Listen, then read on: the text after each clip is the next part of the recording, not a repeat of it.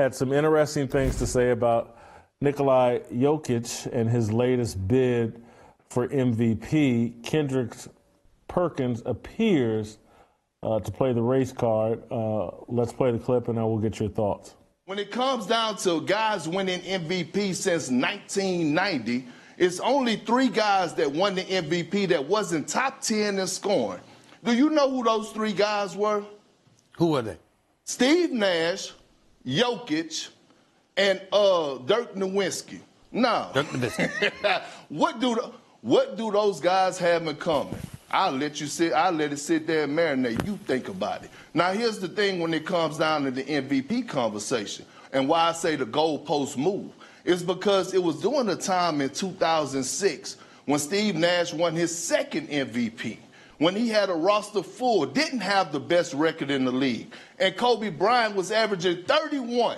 And if you go and look at that 2006 roster that Kobe was playing with, which they finished number 7 in the Western Conference, which I don't understand how he did that with that team he had. No disrespect to those players, but it is what it is. How was he not winning it?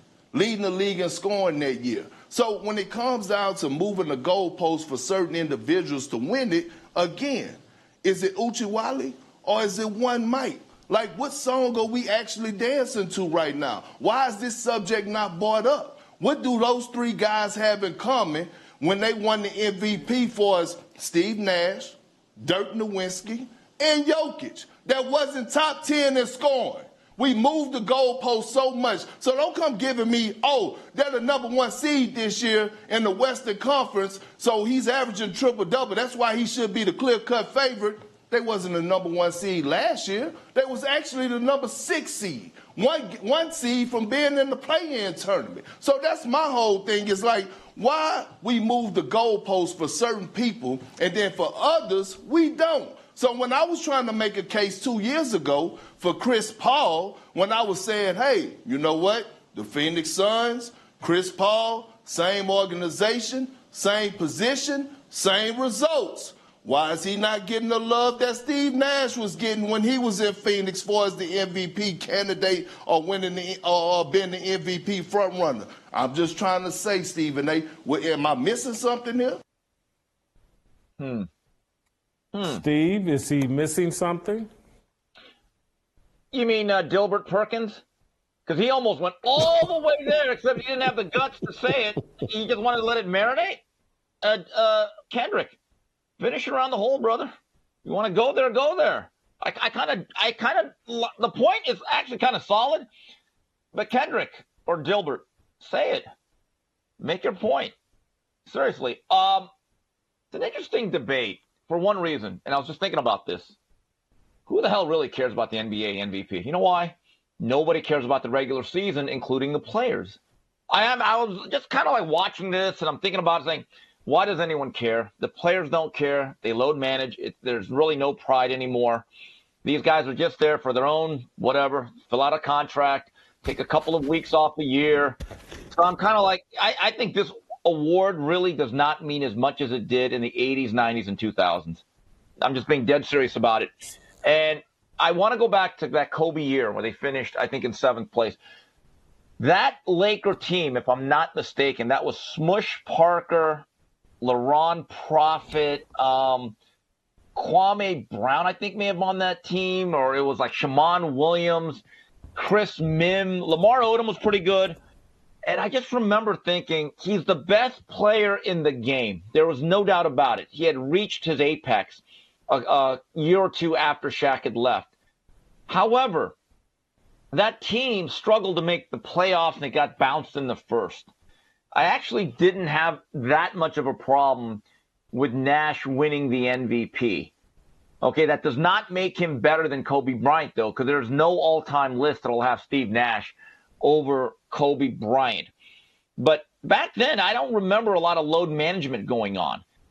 There comes a point in time we have to actually reward guys that don't load manage as much and are reliable on, for the most part, on a game-to-game basis. And maybe that is why Jokic is getting consideration for his 3rd straight MVP.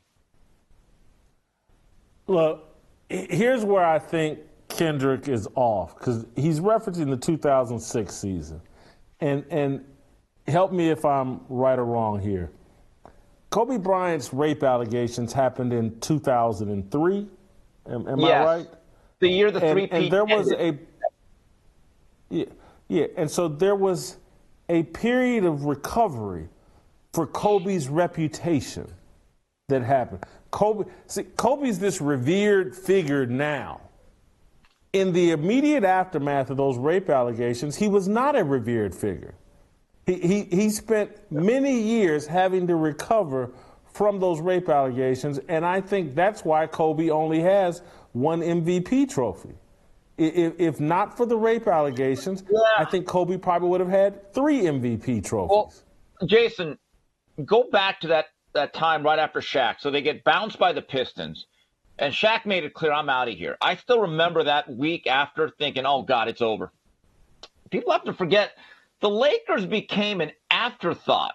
They really were bad up until that third year with the development of Andrew Bynum and then the trade for Pau Gasol, which completely rewrote the history of Kobe Bryant's second career as agent 24, right? But the shame about Kobe is that his very best basketball as the number one guy was not actually the 2 years that they won it in 09 and 010. Those 2 years right after Shaq, where he was literally going 5-6 games at a time, scoring 40 points. I think he had a streak of like 4 games of over 50. I still remember him outscoring the Dallas Mavericks, who went to the NBA Finals that year when they blew that series against the Heat. One of the most amazing things I've ever seen, and to me it's more impressive than the 81 points, Jason.